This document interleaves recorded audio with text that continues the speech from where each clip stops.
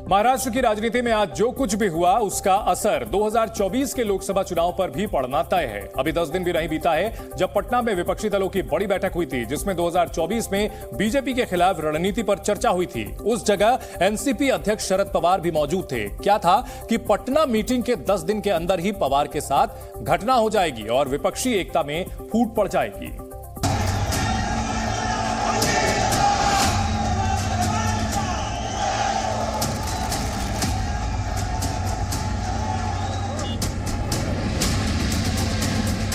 शरद पवार की घड़ी बिगड़ गई। पटना में बैठक, 10 दिन में ही दुर्घटना। 2024 से पहले मोदी विरोधियों को बड़ा झटका। महाराष्ट्र की राजनीति पहाड़ों के मौसम की तरह है, कब क्या हो जाए कोई कुछ नहीं कह सकता। रविवार को मुंबई में शरद पवार की पार्टी में बड़ी फूट हो गई। अजित पवार अपने समर्थक विधायकों के साथ शिंदे फडणवीस सरकार में शामिल हो गए।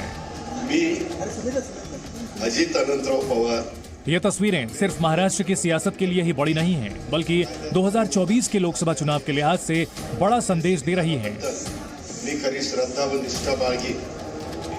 अजित पवार का महाराष्ट्र का डिप्टी सीएम बनना कैसे 2024 की राजनीति बदलने वाला है, उसके लिए आपको मुंबई से 1700 किलोमीटर दूर पटना की 9 दिन पुरानी एक तस्वीर दिखाते हैं। 23 जून को पटना में बीजेपी विरोधी दलों की महाबैठक हुई थी। उस बैठक में हर वो दल मौजूद था जो 2024 में बीजेपी को केंद्र में आने से रोकना चाहता है। इस मीटिंग में उत्तर से लेकर दक्षिण और पूरब से लेकर पश्चिम तक की राजनीतिक पार्टियों के बड़े नेता मौजूद थे।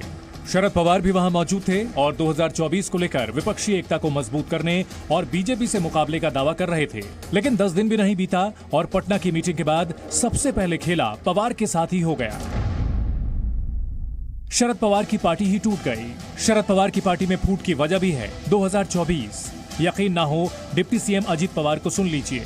ममता बॅनर्जींचा पक्ष तृणमूल काँग्रेस, कुठं केजरीवाल साहेब त्यांचं आप पार्टी विरुद्ध काँग्रेस, पंजाबमध्ये देखील तसंच, असं अनेक ठिकाणी वेगवेगळे प्रश्न त्याच्यामध्ये आहेत। अजित पवार का इशारा था कि 2024 को लेकर विपक्ष की मौजूदा एकता सिर्फ दिखावा है। हकीकत में विपक्षी एकता है ही नहीं। एनसीपी के नेता और नए नए मंत्री बने छगन भुजबल ने तो इससे एक कदम आगे बढ़ते हुए 2024 के लिए बड़ी भविष्यवाणी कर दी, और वो भी शरद पवार का नाम लेकर। पवार साहेबांनी सुद्धा काही दिवसापूर्वी आम्हाला सांगितलं की देशामध्ये तर मोदी साहेबच येणार आहेत प्रधानमंत्री 24 मध्ये सुद्धा। एनसीपी के बागी नेता प्रधानमंत्री नरेंद्र मोदी की तारीफ करने लगे हैं।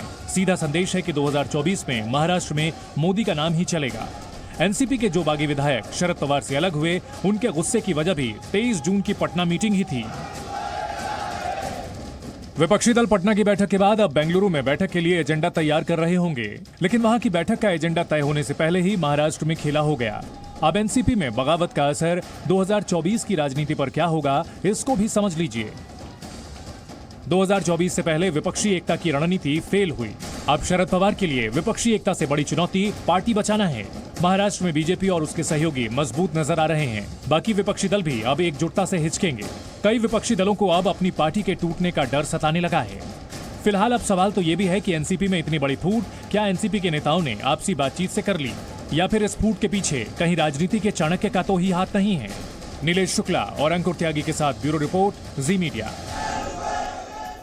और इस वक्त की बड़ी खबर, बगावत पर कांग्रेस नेता जयराम रमेश का ट्वीट। बीजेपी की वॉशिंग मशीन ने काम शुरू कर दिया है। कई बागी नेताओं पर भ्रष्टाचार के आरोप हैं। ईडी और सीबीआई के अधिकारी इनके पीछे पड़े थे। अब इन सभी को क्लीन चिट मिल गई है।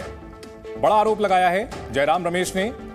और तमाम जो कांग्रेस, एनसीपी और शिवसेना के नेता हैं, शिवसेना उद्धव गुट के, वे यही आरोप दोहरा रहे हैं कि कई बागी नेताओं पर भ्रष्टाचार के आरोप थे और ईडी सीबीआई के अधिकारी इनके पीछे पड़े हुए थे। हमारे दो सहयोगी हमारे साथ बने हुए हैं। अंकुर, लगातार इन आरोपों को दोहराया जा रहा है कि जो नेता एनसीपी छोड़ करके गए हैं, जिन्होंने बगावत की है, उनके ऊपर जो आरोप थे, इसी वजह से उन्होंने पार्टी छोड़ करके या बीजेपी के झंडे तले जाने की कवायद की है। देखिए, लगातार जो खबरें हैं वो इस चीज़ को लेकर सामने आ रही हैं। मैं पहले एक अपडेट देना चाहता हूं हमारे दर्शकों को कि 5 जुलाई को ये जो नया गुट बन गया है, अब हम बताना पड़ता है कि कौन सी पार्टी नहीं है, कौन सी पुरानी है। पहले शिवसेना के साथ हुआ, अब एनसीपी के साथ हो रहा है। तो एनसीपी का जो नया गुट है, जो नई एनसीपी है, जिसके जो अजीत पवार के नेतृत्व वाली जो एनसीपी है, उसकी 5 जुलाई को एक मीटिंग होने वाली है, जिसमें तमाम जितने भी एमएलए हैं, एमपी हैं, एमएलसी हैं, तमाम पदाधिकारी हैं पूरे राज्य के, वो शामिल होंगे। और जो मीटिंग होने वाली है वो बांद्रा में एक सेंटर है मीटिंग, वहां पर ये मीटिंग होने वाली है और वहां पर इसके आगे की जो रूपरेखा और रणनीति दोनों तय की जाएगी। सरकार में एनसीपी की कितनी भूमिका होगी, क्या भागीदारी होगी, 2024 का इलेक्शन, तमाम चीजें। और सबसे बड़ी बात, ये जो आज का घटनाक्रम घटा है उसके बाद जो कंफ्यूजन की स्थिति फैलने जैसी हो रही है कार्यकर्ताओं को लेकर या पार्टी के कैडर को लेकर, उसका कंफ्यूजन वहां पर दूर होने के लिए 5 जुलाई को ये मीटिंग होने वाली है। अजीत पवार जो है वो उसका नेतृत्व करने वाले हैं।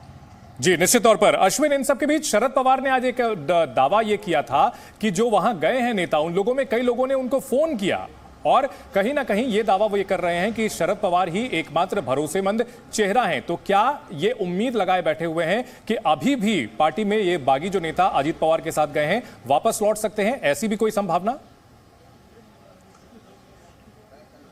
जी देखिए, 2019 में जो स्थिति हुई थी वही उम्मीद इस बार भी लगा के शरद पवार बैठे हैं। उनका कहना है कि 2 से 3 लोगों ने संपर्क किया है, उनकी जो भूमिका है वो हमें 2-3 दिनों में वो स्पष्ट करेंगे, उसके बाद ही हमें मानेंगे कि उनकी जो अजीत पवार ने जो भूमिका ली है उससे बिल्कुल विपरीत थे वो। हालांकि ये सब कुछ के लिए 2 से 3 दिनों का वक्त उन्होंने दिया है। कल कराड़ में उनकी एक बैठक है, वहाँ पर लोगों से मुलाकात करेंगे, इसके बाद संभावित तौर पर मुंबई आने वाले हैं। इसके बाद स्थिति और भी साफ होगी। 6 जुलाई को जो बैठक होने वाली है उसमें जैसा कि उन्होंने अपने स्टेटमेंट में भी कहा कि उसमें अजीत पवार को अध्यक्ष बनाने को लेकर महाराष्ट्र का चर्चा होनी थी, लेकिन उसके पहले ही ये सब कुछ हो गया है। यानी कि कहीं ना कहीं शरद पवार ये चाहते हैं कि जो लोग छोड़कर गए हैं वो वापस उन्हें आने का समय 2 से 3 दिनों का दिया जा रहा है। ऐसे में देखना होगा कि जिस तरह से आज 9 लोगों ने शपथ लिया है, इसके अलावा जो 40 लोगों के समर्थन की दावा किया जा रहा है, उनमें से कितने लोग वापस जाते हैं ये देखना दिलचस्प होगा। जी ठीक है, 2019 में जो चाल उन्होंने चली थी, जो गुगली फेंकी थी, क्या इस बार 2023 में भी वो गुगली कामयाब हो पाएगी? ये आने वाले दिनों में साफ हो जाएगा।